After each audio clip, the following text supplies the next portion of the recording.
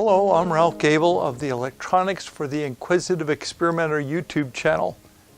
This is the second in this video series about vector network analyzers, or VNAs. In the first video, I answered the question, what is a vector network analyzer and why do I care to use one? Today, I would like to answer the question, what kinds of things can I measure with a VNA? In the videos to follow, I will cover the following topics. Terminology. These are terms that you need to know if you're going to use your VNA effectively. Single port calibration and measurement, including how to do port extensions. Two-port calibration and measurement, and then the differences between the high-end VNAs and their more affordable cousins. Now, if you find this video helpful, please click on the like, and subscribe to the channel to receive notifications when new videos come out. So, what kind of things can I measure using my VNA? As with any experimenter, we all have those mystery components. They look like one thing and might be another, or we don't know how to read the funny colored dots or numbers or how to interpret what they are. And I had a bunch of components like that. They looked, in fact, they were these. And I went, what are they?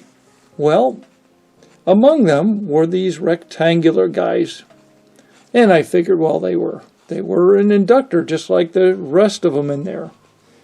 So one day I decided to put them on my VNA and see what they really were and what their values were. Maybe I would get a clue as to what the markings meant and how to read them so I could use them in the future. Well, surprise, I had some like this that turned out to be capacitors, not inductors. The VNA not only told me that they were a capacitor, but it made it easy for me to know not only their values, but to figure out what the numbers on them meant. Now, in this case, I have a little boxy thing that I stuck on my jig here. I wanted to find out what value that was, how to read the numbers on it. Well, it turns out this one was marked with 550K, and it is a 55 microhenry inductor, and so that's 55 with zeros after it, and measured as 52.5 microhenries. Pretty cool. But we can do more than just that with our handy-dandy VNA. Next, I have this really good, high-quality 50 ohm resistor. It's a 50 ohms plus or minus 0.1%. And my intention is to use this as a load at 100 megahertz. Now, I put this on my ohm meter, and it measured out almost exactly 50 ohms. I'm like, good, that's going to work real well for me. And yet I discover it has an SWR of 2.3 to 1 at 100 megahertz. Oh, what caused that? Well, the effects of the stray capacitance and the inherent inductance associated with the resistor. This creates an RF impedance that you cannot measure with your ohm meter. The VNA sees all of this and reports this over a range of frequencies that you specify. So, what does this actually look like at 100 megahertz? Well, let's see what our VNA tells us. So I go through the calibration procedure, and including the port extension, you'll learn how to do that later, to measure this resistor. And what does it look like? Okay, I did a scan from 90 megahertz to 110 megahertz, and here placed a cursor right here at the 100 megahertz location, and we can see just right off the bat that it's above 2.2 to 1 and below 2.23 to 1. Down here, we can see it's 2.21 to 1 SWR. And notice here it says it's 40.4 ohms of reactance, a nice 49.2 ohms of reactance, of resistance, but 40.4 ohms of reactance. Well, what does that look like on the Smith chart? Well, on the Smith chart, we can see right here is our cursor, the marker that we put on, and we notice that it is above this horizontal line, which tells us it's inductive as opposed to down here, which would make it capacitive. So our 40.4 ohms of reactance is inductive reactance associated with this resistor. And that's easily traceable back to the fact that it has wire leads, and I connected it as far out on those leads as possible to just make the point that the resistor isn't just purely resistance, it's got inductive reactance and stray capacitance and inductance associated with it. And then there are antennas. Antennas need to be matched to the transmitter output impedance at the frequency you're going to be transmitting on. Now, this is a complex quantity which involves inductance and capacitance and resistance. Now, in the past, we did this by looking at the SWR at various frequencies to see if it was too long or too short, then trimming it if it was too long or splicing it if it was too short, until we got the best SWR that we could get at our target frequency.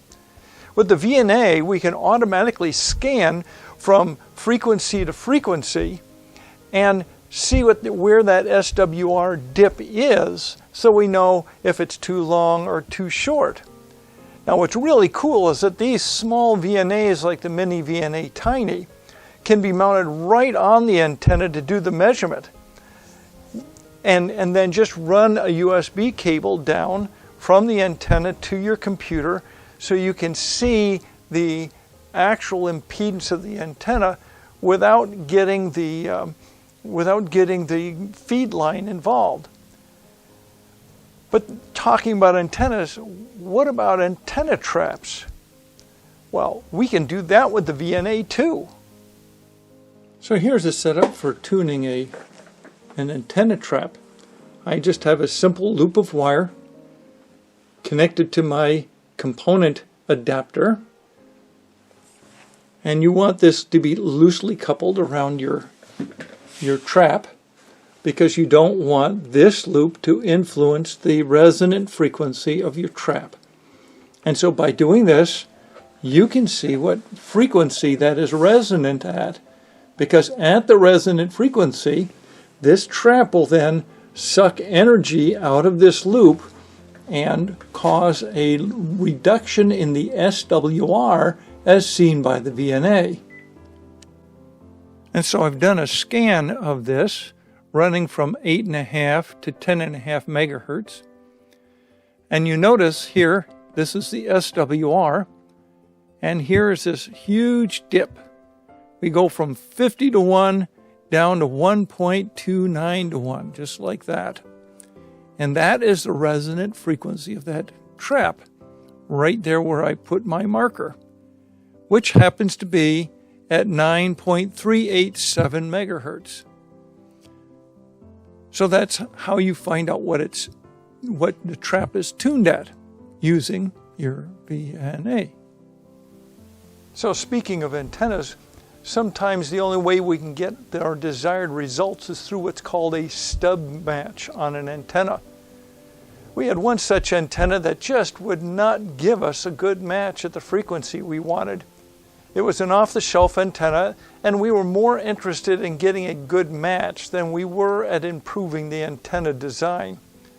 So I created a stub match for the antenna, and we achieved nearly a 1-to-1 SWR at our target frequency.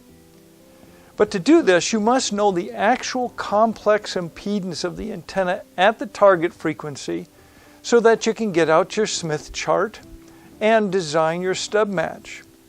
And the VNA allows us to measure this complex impedance.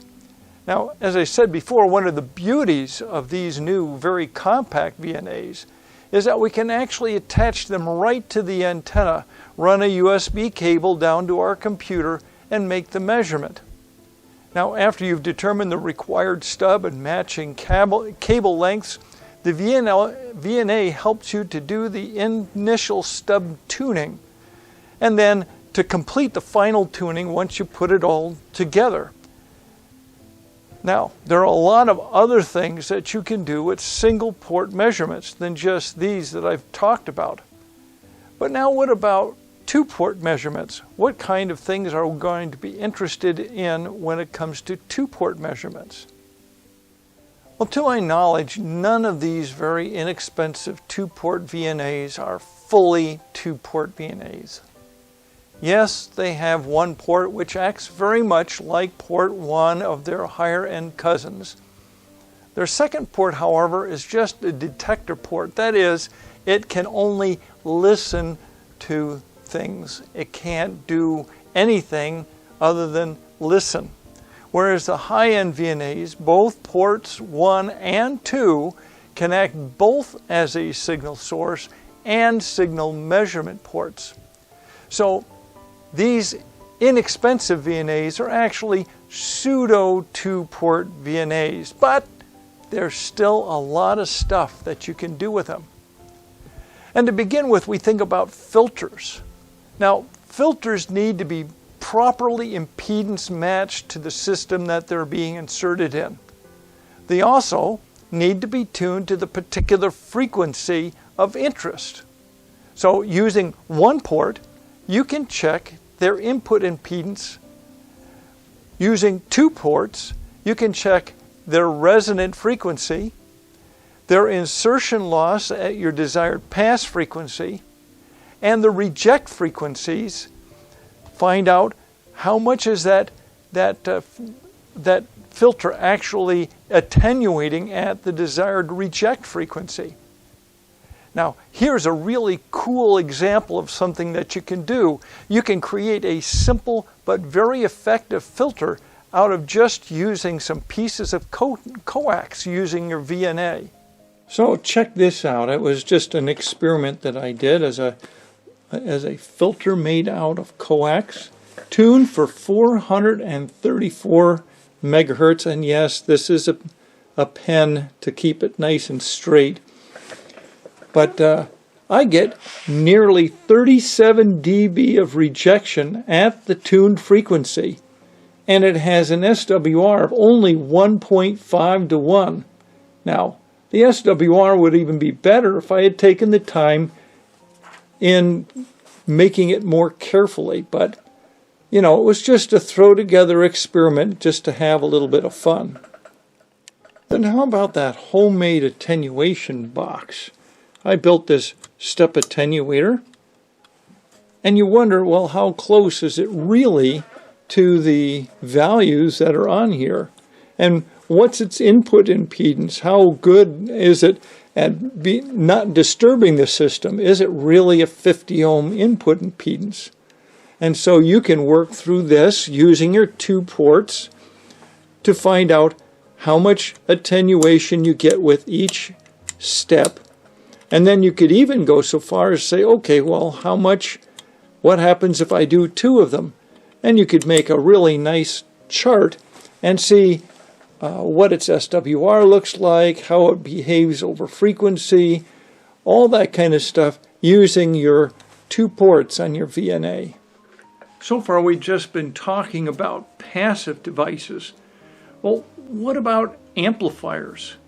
Now, amplifiers amplify certain frequencies more than others and shift the phase of the signal as they do so.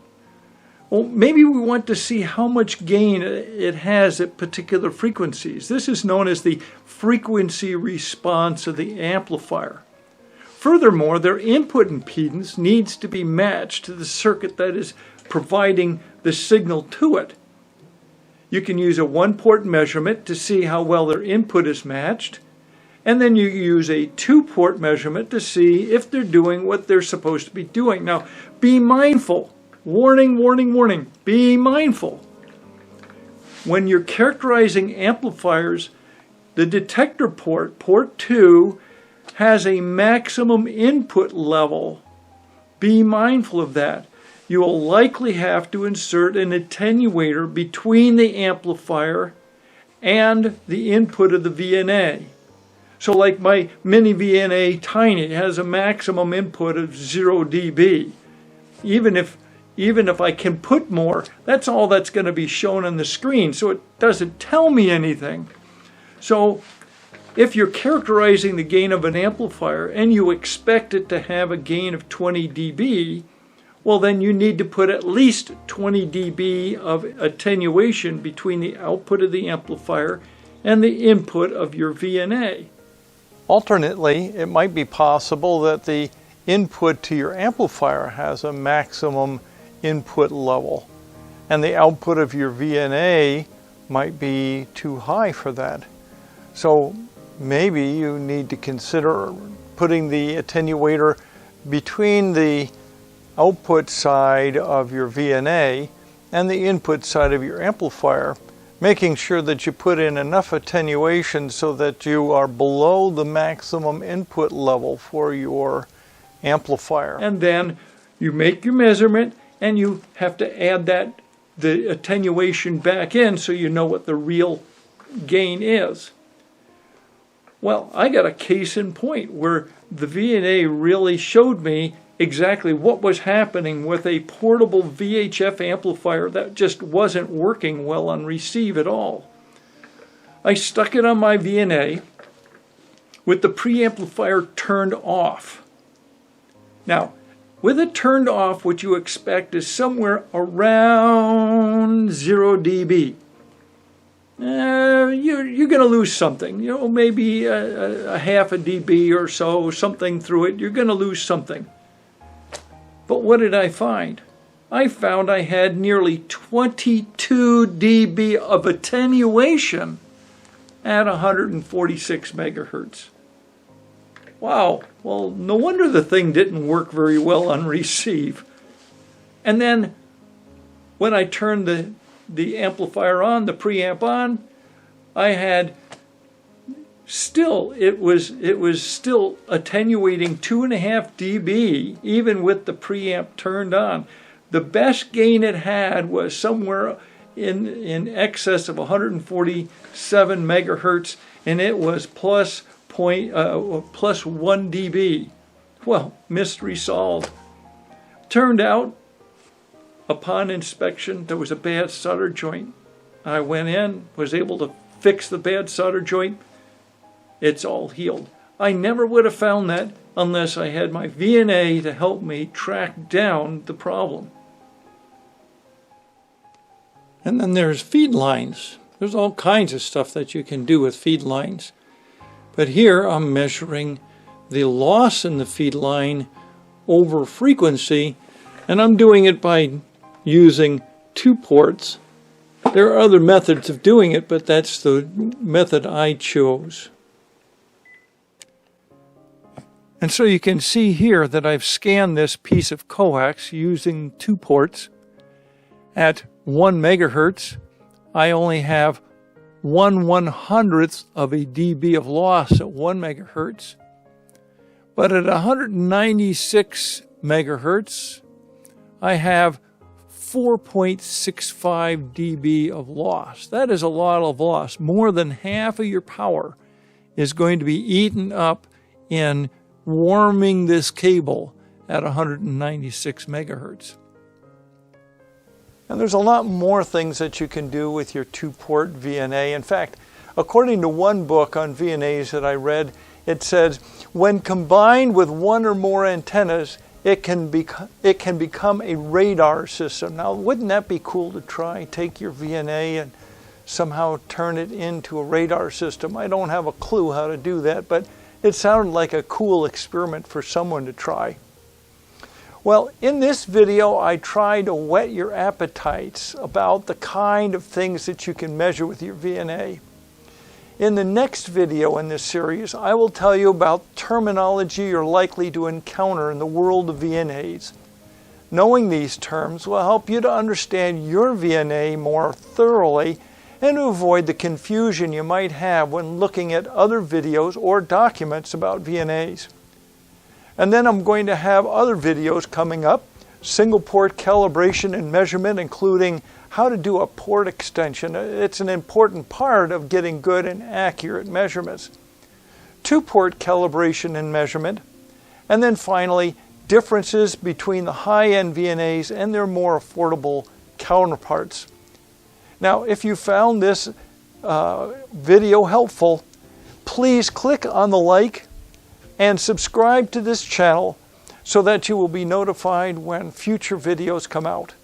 In the meanwhile, thanks for watching. Toodaloots.